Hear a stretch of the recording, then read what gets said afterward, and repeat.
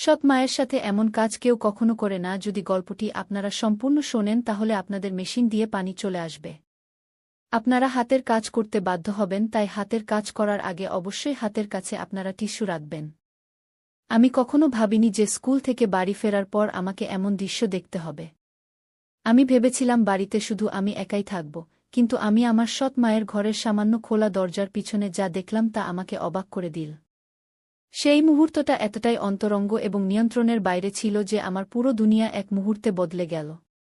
এরপর যা ঘটল তা আমাদের মধ্যে সবকিছু বদলে দিল, এমন কিছু যা আমরা দুজনেই কখনো ভুলতে পারব না। তো বন্ধুরা, সঙ্গে থাকুন, কারণ আমি আপনাদের বলব যে এই সব কীভাবে এমন এক রাতে পরিণত হলো যা আমি কখনো ভুলব না। আমি এইমাত্র স্কুল থেকে বাড়ি ফিরেছিলাম। সারাদিনের ক্লান্তি আমার এমনভাবে অনুভূত হচ্ছিল যেন আমার ভারী ব্যাগটা আমার কাঁধের উপর চেপে বসে আছে। বাড়িতে একটা অদ্ভুত নীরবতা ছিল, শুধু ফ্রিজের হালকা আওয়াজ গুঞ্জন করছিল। পরন্ত বিকেলের সোনালি রোদ মেঝেতে লম্বা রেখা ফেলছিল, আর সবকিছু শান্ত স্নিগ্ধ লাগছিল। এমন মনে হচ্ছিল যেন আমি একেবারে একা। তারপর আমি আমার ব্যাগটা সোফায় ছুড়ে দিলাম, এই ভেবে যে আগে কিছু খাব আর তারপর কিছুক্ষণ বিশ্রাম নেব। অন্য কেউ বাড়ি আসার আগে যেই আমি রান্নাঘরের দিকে এগোলাম, একটা আওয়াজ আমার মনোযোগ আকর্ষণ করল। একটা ধীর আওয়াজ, কিন্তু পরিষ্কার শোনা যাচ্ছিল। এরপর আমি এক মুহূর্তের জন্য থেমে গেলাম, বুঝতে পারছিলাম না যে আমি কি শুনছি। আওয়াজটা ধীর ছিল, যেন কোনো হালকা গুঞ্জন বা ফিসফিসানি। তাতে কিছু আলাদা ছিল, কিছু অন্তরঙ্গ প্রভাবিত করার মতো। তারপর আমি আরও মনোযোগ দিয়ে শুনলাম, এটা জানার চেষ্টা করে যে এই আওয়াজ কোথা থেকে আসছে। আওয়াজটা খুব জোরালো ছিল না, কিন্তু তাতে এমন কিছু ছিল যা আমাকে অস্থির করে তুলছিল। ধীরে ধীরে সামলে নিয়ে আমি হোলের দিকে পা বাড়ালাম। আমার পা মেঝেতে কোনো আওয়াজ করছিল না। যেই আমি আওয়াজের উৎসের কাছাকাছি পৌঁছলাম, তখন আমার সৎ মায়ের ঘরের দরজাটা সামান্য খোলা ছিল। শুধু এতটাই খোলা ছিল যে আমি বিছানার কিনারার আর তার ওপাশের একটা অংশ দেখতে পাচ্ছিলাম। আমার দেখা উচিত হয়নি। এটা আমি জানতাম যে দেখা উচিত নয়, কিন্তু কিছু একটা আমাকে সেই দরজার দিকে টেনে নিয়ে যাচ্ছিল। আমার জানার ইচ্ছা আমাকে বাধ্য করছিল। তখন আমি একটু ঝুঁকে দরজার সেই ছোট্ট ফাঁক দিয়ে উকি দিলাম। তখনই আমি দেখলাম যে আমার সৎ মা বিছানায় শুয়ে আছেন, তার পিঠটা সামান্য বাঁকানো। তার চোখ বন্ধ আর তিনি পুরোপুরি আনন্দে ডুবে আছেন। এক মুহূর্তের জন্য আমি নড়তেও পারলাম না, আমি সেখানেই দাঁড়িয়ে রইলাম। আমার শ্বাস বন্দী হয়ে গিয়েছিল যেন আমি যা দেখছিলাম তা বোঝার চেষ্টা করছিলাম।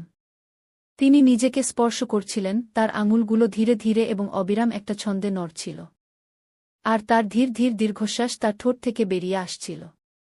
এই দৃশ্য আমার ভেতরের গভীরে নেমে গেল, এমন কিছু যা আমি আগে কখনো অনুভব করিনি। এবার হঠাৎ করে দেখে আমার হৃদস্পন্দন দ্রুত হয়ে গেল। আমার বুক জোরে জোরে ধড়ফড় করতে লাগল আর আমার শরীরে একটা গরম স্রোত বয়ে গেল। আমার সেখান থেকে চলে যাওয়া উচিত ছিল, চুপচাপ পিছিয়ে যাওয়া উচিত ছিল। আর এমন ভান করা উচিত ছিল যে আমি কিছুই দেখিনি। কিন্তু আমি নড়তেও পারছিলাম না, আমি সেখানেই দাঁড়িয়ে রইলাম, আমার চোখ তার উপর স্থির ছিল। তার প্রতিটি ছোট নড়াচড়া আমার ভেতরে আলোড়ন সৃষ্টি করছিল। তাকে অত্যন্ত সুন্দর লাগছিল সেই মুহূর্তে। তার নড়াচড়াগুলো এত সহজ, স্বাভাবিক আর সুন্দর লাগছিল। কিছুক্ষণ পর আমি ভাবলাম এবার আমার সরে যাওয়া উচিত। তখন যেই আমি পিছিয়ে যেতে যাচ্ছিলাম, তিনি তার চোখ খুললেন। এক মুহূর্তের জন্য আমার মনে হলো আমি ধরা পড়ে গেছি, কিন্তু তিনি কোনো প্রতিক্রিয়া দেখালেন না। তিনি শুধু আমাকে দেখলেন। তার দৃষ্টি নরম ছিল, যেন আহ্বান জানাচ্ছে। তাতে না কোনো রাগ ছিল আর না কোনো বিস্ময়, শুধু একটা ধীর হাসি যা আমাকে আরও অস্থির করে তুলছিল। তখন তিনি ধীরে ধীরে বললেন, ভেতরে এসো। তার আওয়াজ ধীর আর উষ্ণ ছিল, আর এক মুহূর্তের জন্য আমার মনে হল আমি এটা শুনিনি। কিন্তু যখন আমি নড়লাম না, তখন তিনি আবার হেসে একটু জোরে বললেন, ভেতরে এসো। সেই সময় আমার পা নিজে থেকেই দরজার দিকে এগিয়ে গেল। আমার বুক দ্রুত ধড়ফড় করছিল। একটা অদ্ভুত ভয় আর উত্তেজনার অনুভূতি আমার ভেতরে ঘুরপাক খাচ্ছিল। আর যখন আমি অবশেষে বিছানার কাছে পৌঁছলাম, তাকে নিচ থেকে দেখলাম, তখন আমি আমাদের মধ্যেকার সেই টানটা অনুভব করলাম, যেন বাতাসে কিছু ভারী হয়ে আছে। তখনও তিনি কিছু বললেন না, শুধু তার গভীর তীক্ষ্ণ দৃষ্টিতে আমাকে দেখতে থাকলেন, যেন আমাকে পুরোপুরি পড়ে ফেলছেন। তখনই আমি কিছু বলার চেষ্টা করলাম, কিন্তু কিছু বলতে পারলাম না। নিজের আওয়াজটা যেন গিলে ফেললাম, আমার মুখ শুকিয়ে যাচ্ছিল আর আমার চিন্তাগুলো বেসামাল হতে শুরু করেছিল। কিন্তু তার কোনো ফারক পড়ল না। তিনি শুধু ধীরে ধীরে আমার হাত ধরলেন। তার স্পর্শ একদম নরম আর কোমল ছিল, কিন্তু তাতে একটা দৃঢ়তা ছিল। তারপর যেই তিনি আমাকে আরও কাছে টানলেন, এবার আমার বুক দ্রুত ধড়ফড় করতে লাগল। আর আমার পেটের মধ্যে একটা অদ্ভুত টানটান ভাব অনুভব হচ্ছিল, যেন একটা গীত তৈরি হচ্ছে, কিন্তু তার সাথে আরও কিছু ছিল, কিছু একটা যা উত্তেজনার মতো লাগছিল, আশায় ভরা। যখন আমি তার বিছানার পাশে বসলাম, সে আমার হাত ছাড়ল না, বরং সে ধীরে ধীরে সেটাকে নিজের শরীরের নিচের দিকে টেনে নিল, তার কোমরের নরম বাঁকের কাছে। তখন তার ত্বকের উষ্ণতা আমার আঙুলের মাধ্যমে অনুভব হচ্ছিল। যে মুহূর্তে আমি তার হাত আমার হাতের উপর অনুভব করলাম, যা আমাকে ধীরে ধীরে এবং সচেতনভাবে নির্দেশ দিচ্ছিল বলে মনে হচ্ছিল, সেই সময় আমার দম বন্ধ হয়ে আসছিল। তার ত্বকের নিচে তার স্পন্দন, তার বুকের ধীর ওঠানামা, সব আমি অনুভব করছিলাম। তখন সে আস্তে করে বলল, ভয় পেও না। কি তার গলা এত ধীরে ছিল যে প্রায় শোনাই যাচ্ছিল না, কিন্তু তাতে এক ধরনের কোমলতা ছিল যা আমার হৃদয়ে গেঁথে গেল। শুধু শান্ত থাকো গু। তারপর আমি মাথা নাড়লাম, যদিও আমি নিশ্চিত ছিলাম না যে আমি বেশি অস্থির ছিলাম নাকি উত্তেজিত। তার আঙুলগুলো আমার আঙুলের মধ্যে জড়ানো ছিল, আমাকে নির্দেশ দিচ্ছিল, যেন আমরা দুজনেই একসাথে তালে ছিলাম। প্রতিটি স্পর্শে আমার শরীরে বিদ্যুতের মতো শিহরণ জাগছিল, আর আমি অনুভব করছিলাম যে আমাদের মধ্যেকার বন্ধন প্রতি মুহূর্তে আরও গভীর হচ্ছে। এটা শুধু শারীরিক ছিল না, এটা অন্য কিছু ছিল, কিছু অন্তরঙ্গ যা একদম বাস্তব ছিল।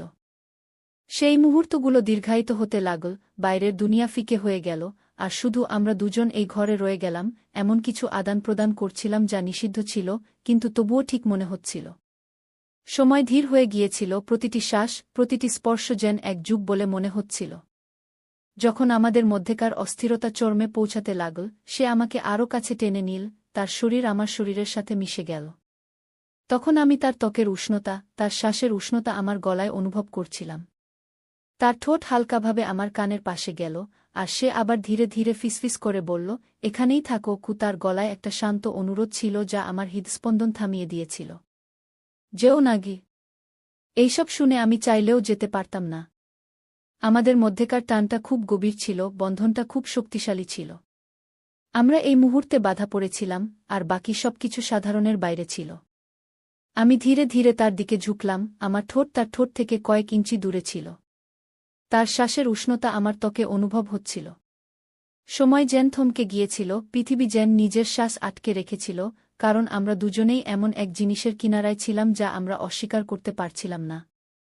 আমাদের মধ্যেকার বাতাস আশায় ভরা ছিল, আর সেই টান আমার পুরো শরীরে শিহরণ জাগিয়ে দিয়েছিল। তারপর, যখন আমার মনে হল যে এই মুহূর্তটা এবার ভেঙে যাবে, তখনই সে আমার দিকে ঝুঁকে তার ঠোঁট আমার ঠোঁটে আলতো করে ছুঁয়ে দিল। সেই হালকা স্পর্শ আমার ভেতরে আবার উষ্ণতার ঢেউ বইয়ে দিল। শুরুতে এটা হালকা ছিল, যেন আমরা দুজনেই এটা অনুভব করছিলাম, কিন্তু তারপর এটা গভীর হল। তার ঠোঁট আমার ঠোঁটের উপর আরও দুইভাবে চেপে বসল। তার হাত তখনও আমাকে পথ দেখাচ্ছিল, আমাকে দেখাচ্ছিল যে সে কি চায়, আর আমরা দুজনেই কি চাই। সেই চুম্বন ধীর, কোমল ছিল, তাতে এমন এক আকাঙ্ক্ষা ছিল যা কেবল আমরাই বুঝতে পারছিলাম। মনে হচ্ছে যেন আমরা দুজনে যা কিছু চেপে রেখেছিলাম তা সেই মুহূর্তে বয়ে যাচ্ছে। প্রতিটি স্পর্শ, প্রতিটি শ্বাস, প্রতিটি হৃদস্পন্দন একসাথে ডুবে যাচ্ছিল, যেন আমরা অবশেষে সেই অস্থিরতার কাছে হার মেনেছিলাম যা আমাদের দুজনের মধ্যে তৈরি হচ্ছিল। আমরা এভাবেই একে অপরকে জড়িয়ে অনেকক্ষণ রইলাম, বাইরের দুনিয়া ভুলে গিয়েছিলাম। আমি অনুভব করতে পারছিলাম যে তার শরীর হালকা কাঁপছিল, আর তার ধীর শ্বাসের শব্দ আমাদের মধ্যেকার বাতাসে প্রতিধ্বনিত হচ্ছিল। অবশেষে তিনি একটু পিছিয়ে গেলেন, তখন তার কপাল আমার কপালে ঠেকেছিল। তার চোখ অর্ধেক বন্ধ, অর্ধেক খোলা ছিল, যেন সে নিজের শ্বাস গোছাচ্ছে। তখন আমি তার ঠোঁটে একটা হালকা হাসি দেখলাম, যাতে এক ধরনের তৃপ্তি ছিল, যা আমার মন আনন্দে ভরিয়ে দিয়েছিল। তুমি ঠিক আছো? তিনি ধীরে ধীরে জিজ্ঞাসা করলেন। তার গলা খুব কষ্টে শোনা যাচ্ছিল, কিন্তু তাতে এমন এক কোমলতা ছিল যা আমাকে নিরাপদ এবং আপন অনুভব করাল। আমি হ্যাঁ সূচক মাথা নাড়লাম, কারণ শব্দ আমার মুখ থেকে বেরোচ্ছিল না। তিনি আবার হাসলেন, তার আঙুলগুলো আমার চুলের মধ্যে হালকাভাবে চালিয়ে দিলেন। তিনি একবার ফের আমার দিকে ঝুঁকে আমার গালে হালকা করে তার ঠোঁট ছুঁয়ে দিলেন, আর তারপর পুরোপুরি পিছিয়ে গেলেন। ঘরে এখন একটা উষ্ণ, শান্ত পরিবেশ ছিল। যে টানটান ভাব আগে ছিল তা এখন এক কোমল, উজ্জ্বল তৃপ্তিতে বদলে গিয়েছিল। আমরা দুজনেই অনেকক্ষণ কিছু বললাম না, শুধু এভাবেই বসে রইলাম। আমাদের শ্বাস ধীরে ধীরে স্বাভাবিক হচ্ছিল। আমাদের মধ্যেকার উষ্ণতা এখন আরও নরম, আরও অন্তরঙ্গ হয়ে গিয়েছিল। তারপর তিনি তার মাথা আমার কাঁধে রাখলেন, আর আমি আমার হাত তার চারপাশে জড়িয়ে ধরলাম, আর তাকে কাছে টেনে নিলাম। যেমন আমরা এই হালকা ম্লান আলোতে বসেছিলাম, বাড়ির হালকা ঘরোয়া শব্দ আমাদের ঘিরে ধরছিল। যা কিছু আমাদের মধ্যে ছিল তা নতুন, ভঙ্গুর এবং সম্পূর্ণ অপ্রত্যাশিতভাবেই ঘটেছিল।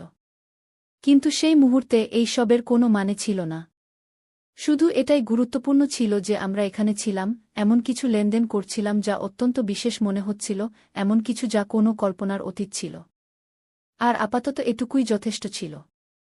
এই সবের মধ্যে আমাদের দুজনের মাঝের নীরবতা ধীরে ধীরে কমে আসছিল। ওদিকে জানালা দিয়ে ছেকে আসা রোদ এখন হালকা হতে শুরু করেছিল, ঘরে একটা নরম সোনালি আভা ছড়িয়ে দিচ্ছিল। কিন্তু ভেতরের সবকিছুতে একটা অদৃশ্য শক্তি ভরে ছিল, যা কিছু এইমাত্র ঘটেছিল তার গভীরতা পরিবেশে বজায় ছিল। আর যদিও আমরা দুজনের কেউই কিছু বলছিলাম না, কিন্তু এমন মনে হচ্ছিল যেন আমরা দুজনেই এমন কোনো মুহূর্তের অপেক্ষা করছিলাম যা এখনও পুরোপুরি ঘটেনি। আমি অনুভব করতে পারছিলাম যে তার শরীরটা আমার তুলনায় একটু শিথিল হতে শুরু করেছিল, কিন্তু যেভাবে তিনি আমার আরও কাছে সরে আসছিলেন, তার হাতটা ধীরে ধীরে আমার বুকের উপর রাখা ছিল, এটা স্পষ্ট ছিল যে আমাদের মধ্যে যা শুরু হয়েছিল তা এখনও শেষ হয়নি। আমার বুকটা তখনও জোরে ধড়ফড় করছিল, একটা অদ্ভুত উত্তেজনা আর নার্ভাসনেস আমার ভেতরে দৌড়চ্ছিল। তার উপস্থিতির প্রতিটি অংশ আমার চেতনা জুড়ে ছেয়েছিল, তার ধীর শ্বাসপ্রশ্বাস, তার ত্বকের উষ্ণতা যা আমার ত্বকের সংস্পর্শে ছিল, আর তার পারফিউমের হালকা সুগন্ধ যা তখনও বাতাসে মিশেছিল। তখনই ও আলতো করে মাথা ঘোরাল, তখন ওর ঠোঁট আমার গলার কাছে আলতো করে ছুঁয়ে গেল, যা আমার শরীরে একটা শিরশিরানি বয়ে দিল। সেই স্পর্শ হালকা ছিল, যেন আমি সেখানে ছিলামই না, কিন্তু সেটা আমার ভেতরে কিছু জাগিয়ে দিল, একটা ধিকিধিকি জ্বলা আকাঙ্ক্ষা। আমি কিছুক্ষণের জন্য চোখ বন্ধ করলাম, তারপর সেই অনুভূতিটা নিজের মধ্যে ধারণ করতে দিলাম।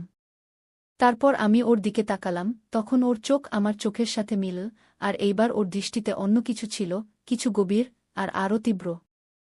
আগের কোমলতা তখনও ছিল, কিন্তু তার নিচে একটা খিদে লুকিয়ে ছিল যা আমারই মতো মনে হচ্ছিল।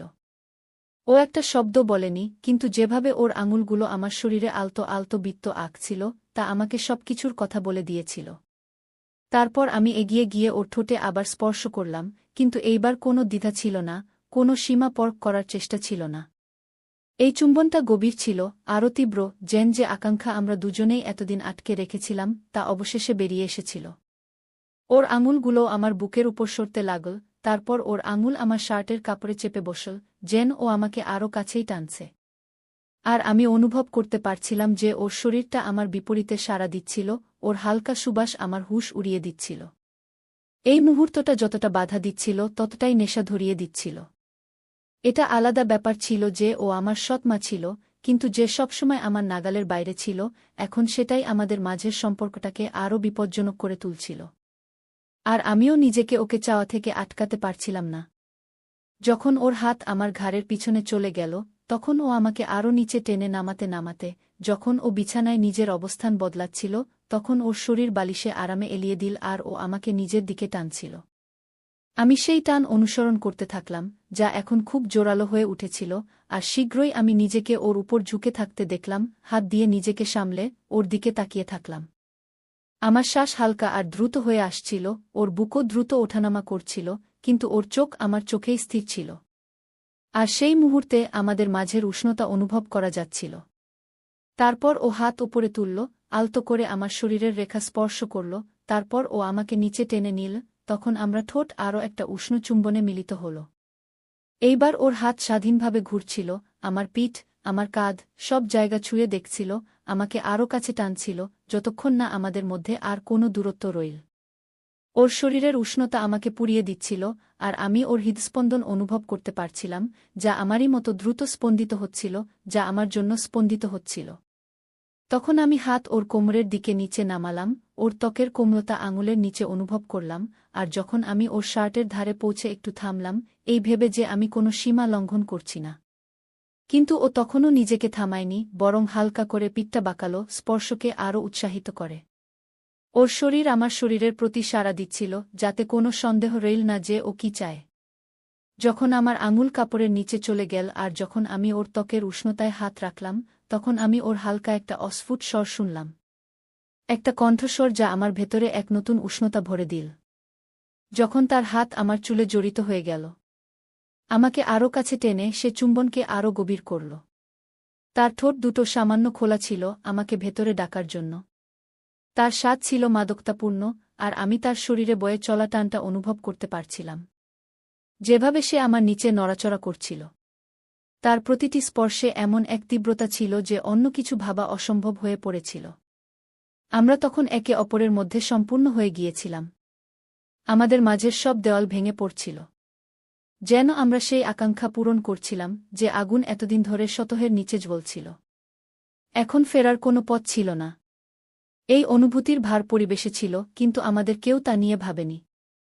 শুধুমাত্র এই মুহূর্ত, এই সংযোগ, আর এই অটুট টান যা আমাদের একে অপরের দিকে টানছিল, সেটাই এখন গুরুত্বপূর্ণ ছিল।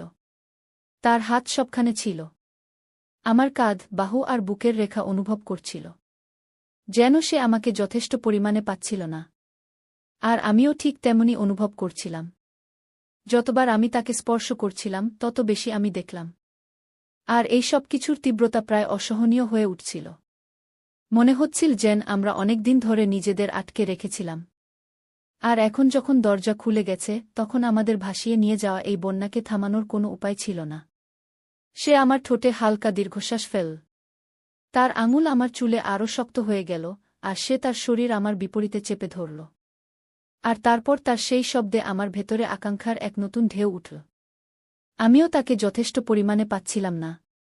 তার গন্ধ, তার স্বাদ, আর আমার নিচে তার শরীরের অনুভূতি। আমার শরীরের প্রতিটি অংশ বলছিল, আর আমি জানতাম যে এখন আর ফেরা সম্ভব নয়। এই মুহূর্তের পর তো একেবারেই নয়। তারপর আমি এক মুহূর্তের জন্য নিজেকে পেছনে সরালাম।